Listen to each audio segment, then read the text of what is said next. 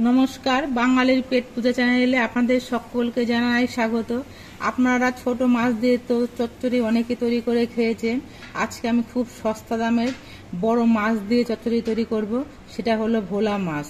তার জন্য আমি কিছু ভোলা মাছ নিয়েছি। মাছগুলো আমি কেটে ধুয়ে পরিষ্কার করে নিয়েছি।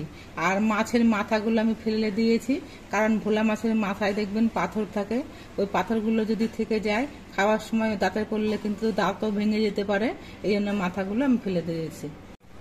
এবার এই মাছগুলোর মধ্যে আমি নুন আর হলুদের গুঁড়ো দিয়ে দিচ্ছি। এই নুন হলুদটা দিয়ে মাছটা আমি কিছুক্ষণ মাখিয়ে রাখবো। ভোলা মাছের চচ্চড়িটা তৈরি করার জন্য আমি আলু নিয়েছি, বেগুন নিয়েছি, পটল নিয়েছি আর মূলো নিয়েছি। এগুলো সব কেটে নিচ্ছি।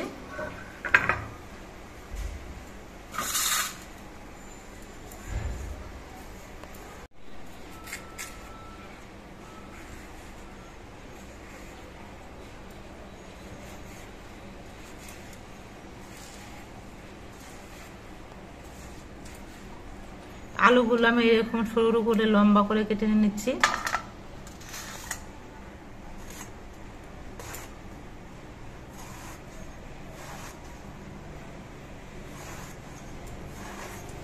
বেগুনটা আমি এরকম সরু করে কেটে নিচ্ছি। আমি চচ্চড়িটাতে মূলো দিচ্ছি বলে পেঁয়াজ দিচ্ছি না। আপনারা যদি চচ্চড়িতে মূলো না দেন তাহলে একটু পেঁয়াজ দিয়ে দেবেন, তাহলেও খেতে ভালো লাগবে। আমি মূলোর একটা আলাদা কিন্তু সেন্ট থাকে, সেই জন্য আমি পেঁয়াজ দেব না।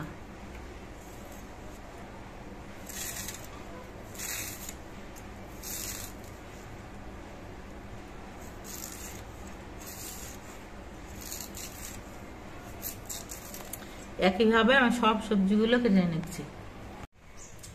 সব সবজিগুলোই আমি কেটে নিয়েছি, আর সব সবজিগুলোই কিন্তু আমি সরু সরু আর লম্বা করে কেটেছি। এবার এই সবজিগুলো ধুয়ে নেব।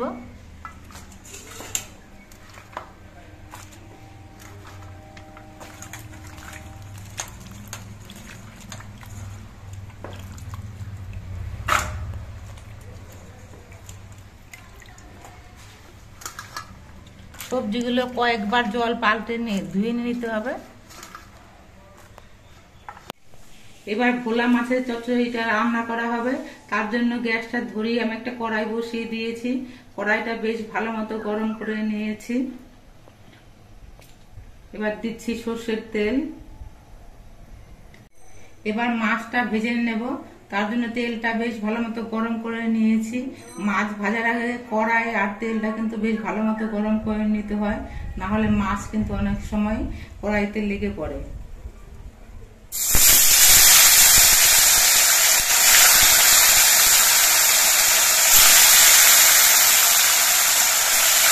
আমি 4টে করে মাছ দিয়ে একবারে ভেজে নিচ্ছি। ভোলা মাছ কিন্তু খুব নরম প্রকৃতির মাছ, এই জন্য মাছগুলো খুব সাবধানে ভাজতে হয়। তো মাছটা আমি কিছুক্ষণ ভেজে নিয়ে তারপরে উল্টে দেবো। মাছগুলো আমি 3 মিনিটের মতো ভেজে নিয়েছি। এবার মাছগুলো আমি উল্টে দিচ্ছি।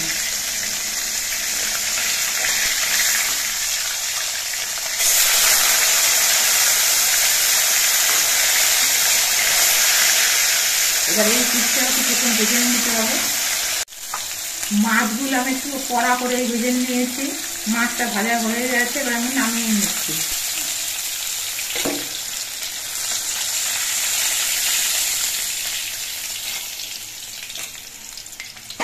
বাকি মাছগুলো একইভাবে ভেজে নিচ্ছি।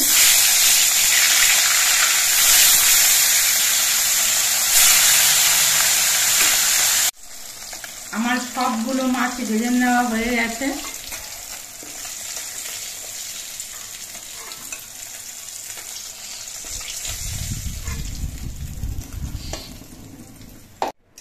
মাছটা ভাজার পর কড়াইতে কিন্তু অনেকটাই তেল আছে, তো এই তেলে মাছের চচ্চড়িটা রান্না হয়ে যাবে। এবার কড়াইতে দিয়ে দিচ্ছি অল্প করে কালো জিরে। কালো জিরেটা একটু ভাজা হয়ে যাওয়ার পর এর মধ্যে সবজিগুলো দিয়ে দিচ্ছি।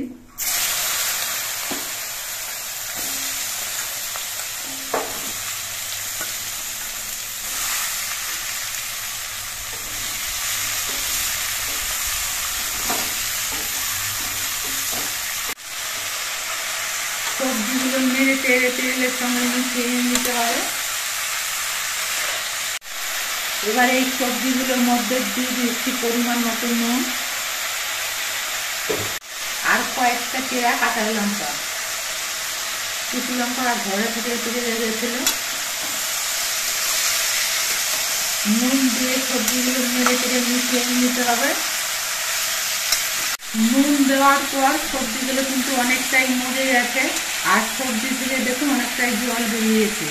এবার সবজিগুলো ভেজে নিতে হবে আর এই জলটা শুকিয়ে ফেলতে হবে।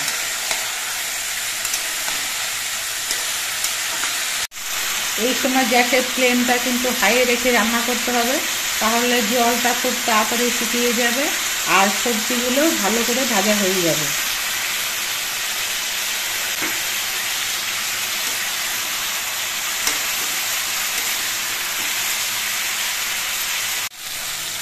হাই ফ্লেমে চচ্চড়িটা কিছুক্ষণ রান্না করার পর সবজিগুলো দেখুন অনেকটা ভাজা হয়ে গেছে আর সবজি থেকে যে জলটা বেরিয়েছিল সেই জলটা কিন্তু শুকিয়ে গেছে। এবার এর মধ্যে দিচ্ছি পরিমাণ মতো হলুদের গুঁড়ো আর 1 চামচ জিরের গুঁড়ো, একটুখানি জল দিয়ে দিচ্ছি।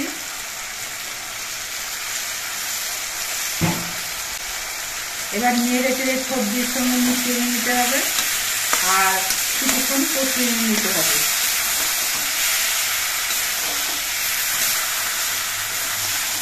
এই সময় কিন্তু কিছুক্ষণ বাদে বাদে নেড়ে দিতে হবে যাতে সবজিগুলো কড়াইয়ের নিচে লেগে না যায়। হলুদের গুঁড়ো জিরের গুঁড়ো দিয়ে আমি সবজিগুলো 5 মিনিটের মতো কষিয়ে নিয়েছি।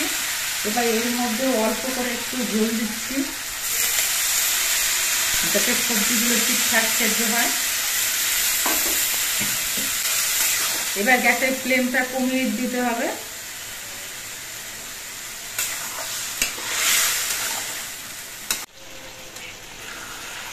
ঝোলটা দিয়ে কিছুক্ষণ রান্না করার পর দেখে নিচ্ছি আলু আর সবজিগুলো সেদ্ধ হয়েছে কিনা।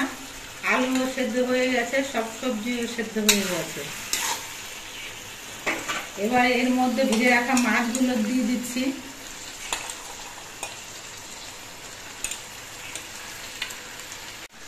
মাছগুলো দেওয়ার পর সবজির সঙ্গে নেড়ে চেড়ে মিশিয়ে নিতে হবে, তবে খুব হালকা হবে, আলতো হবে, নাড়তে হবে যাতে মাছগুলো ভেঙে না যায়।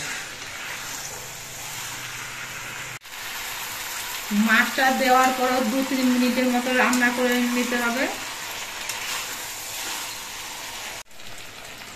মাছগুলো দেওয়ার পর আমি 2-3 মিনিটের মতো রান্না করে নিয়েছি। ভোলা মাছের চচ্চড়িটা আমার প্রায় রান্না হয়ে গেছে।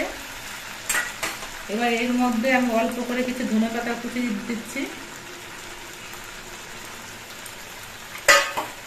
ধনেপাতা দিয়ে একটু নেড়ে চেড়ে মিশিয়ে নিতে হবে।